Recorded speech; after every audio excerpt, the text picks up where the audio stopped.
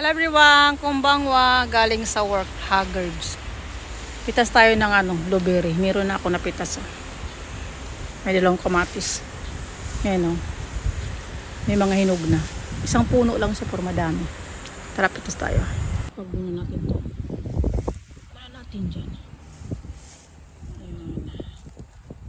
Medyo matagal ta din ako pag-vlog dahil busy-busyhan. Sarap to. Sa Japan po din may nagpanik ang mga tao dun sa company namin din. Nag-alert ng tsunami kasi sa Russia daw nag-tsunami. Yung Russia pala at saka Nihon magkalapit kaya apektado. Kaya yung kaysa namin kasi, yung company namin malapit sa dagat, kaya yung may mga anak na pauwi kasi pinapasundo yung mga anak nila sa school. Kaya nag-stop yung train doon sa Hiratsuka. Yung train namin dito sa city namin hindi nag-stop kasi malayo daw kami sa dagat.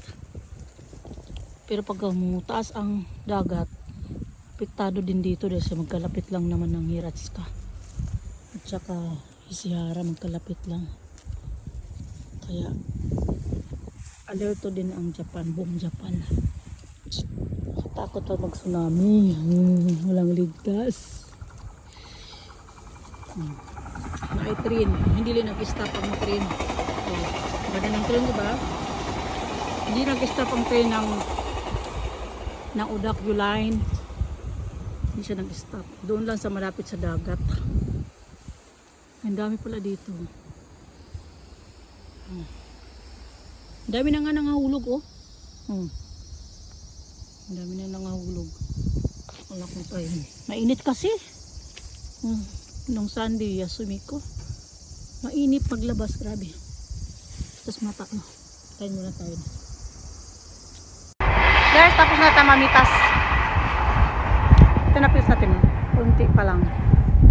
Madami pang green. Madami pang green. Uwi na tayo. Kasi gabi na. Uwi na tayo. Hanggang dito maabot yung mga grapes. Ito, kiwi yan. Maliit pa. Then sa unahan lang yan. Kaki. Baka dito. Diba? Ganda tingnan mo yung mga budo. Tatas kabilang hatake. Daming ang trim eh. Tatas kabila. Dito na kaya itong gulay.